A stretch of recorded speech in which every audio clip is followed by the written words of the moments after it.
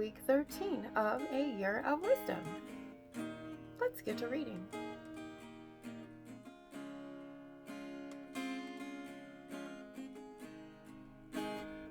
Day 85. Job 35 and 36. And Elihu answered and said, Do you think this to be just? Do you say, It is my right before God, that you ask, What advantage have I? How am I better off than if I had sinned? I will answer you, and your friends with you. Look at the heavens and see. Behold the clouds, which are higher than you. If you have sinned, what do you accomplish against him? And if your transgressions are multiplied, what do you do to him? If you are righteous, what do you give to him? Or what does he receive from your hand? Your wickedness concerns a man like yourself, and your righteousness a son of man. Because of the multitude of oppressions, people cry out. They call for help because of the arm of the mighty. But none says, Where is God my Maker, who gives songs in the night, who teaches us more than the beasts of the earth and makes us wiser than the birds of heaven? There they cry out, but he does not answer because of the pride of evil men. Surely God does not hear an empty cry, nor does the Almighty regard it. How much less when you say that you do not see him, that the case is before him, and you are waiting for him. And now because his anger does not punish, and he does not take much note of transgression, Job opens his mouth in empty talk. He multiplies words without knowledge. And Elihu continued and said, Bear with me a little while, and I will show you, for I have yet something to say on God's behalf. I will get my knowledge from afar and ascribe righteousness to my Maker. For truly my words are not false. One who is perfect in knowledge is with you. Behold, God is mighty and does not despise any. He is mighty in strength of understanding. He does not keep the wicked alive, but gives the afflicted their right. He does not withdraw his eyes from the righteous, but with kings on the throne he sets them forever, and they are exalted. And if they are bound in chains and caught in the cords of affliction, then he declares to them their work and their transgressions, that they are behaving arrogantly. He opens their ears to instruction and commands that they return from iniquity. If they listen and serve him, they complete their days in prosperity, and their years in pleasantness. But if they do not listen, they perish by the sword, and die without knowledge. The godless in heart cherish anger. They do not cry for help when he binds them.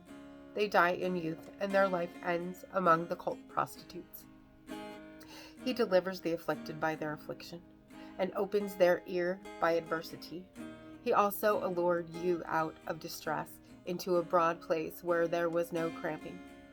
And what was set on your table was full of fatness.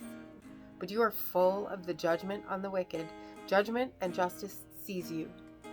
Beware lest wrath entice you into scoffing, and let not the greatness of the ransom turn you aside. Will your cry for help avail to keep you from distress, or all the force of your strength? Do not long for the night when peoples vanish in their place. Take care, do not turn to iniquity, for this you have chosen rather than affliction. Behold, God is exalted in his power. Who is a teacher to him? Who has prescribed for him his way, or who can say, You have done wrong? Remember to extol his work of which men have sung. All mankind has looked on it. Man beholds it from afar. Behold, God is great, and we know him not. The number of his years is unsearchable. For he draws up the drops of water. They distill his mist in rain, which the skies pour down and drop on mankind abundantly. Can anyone understand the spreading of the clouds, the thunderings of his pavilion? Behold, he scatters his lightning about him and covers the roots of the sea. For by those he judges peoples. He gives food in abundance. He covers his hands with the lightning and commands it to strike the mark. Its crashing declares his presence. The cattle also declare that he rises. Proverbs 26. Like snow in summer or rain in harvest, so honor is not fitting for a fool. Like a sparrow in its flitting, like a swallow in its flying, a curse that is causeless does not alight. A whip for the horse, a bridle for the donkey, and a rod for the back of fools. Answer not a fool according to his folly, lest you be like him yourself. Answer a fool according to his folly, lest he be wise in his own eyes. Whoever sends a message by the hand of a fool cuts off his own feet and drinks violence. Like a lame man's legs which hang useless is a proverb in the mouth of fools. Like one who binds the stone in the sling is one who gives honor to a fool.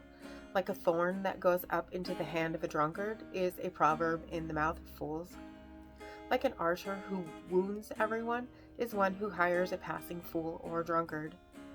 Like a dog that returns to his vomit is a fool who repeats his folly.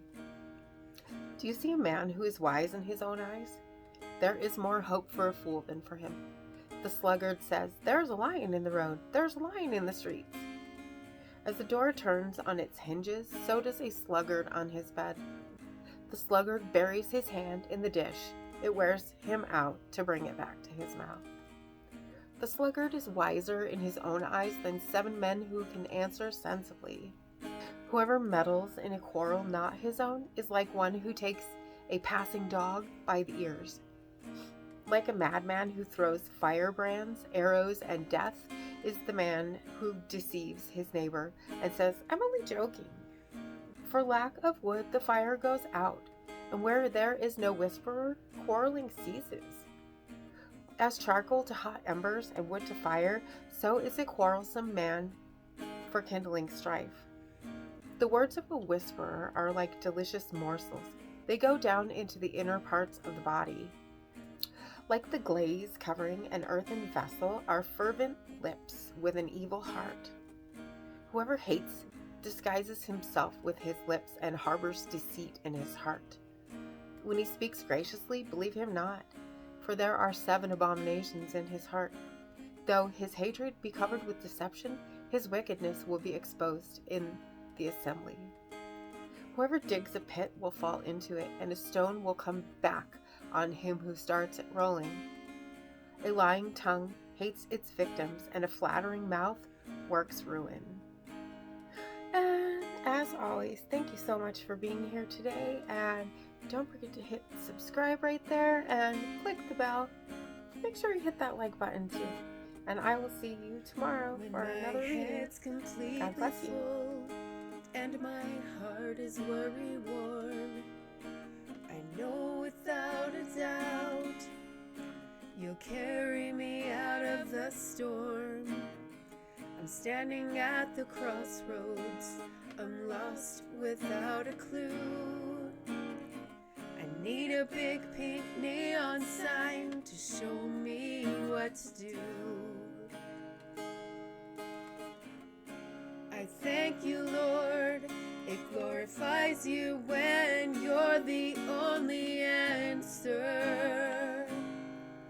I praise you, Lord, for holding what's too much for me. And I'm amazed by you, Lord, because nothing's too big and nothing's too small to lay at your feet. I want to thank you, Lord, for believing in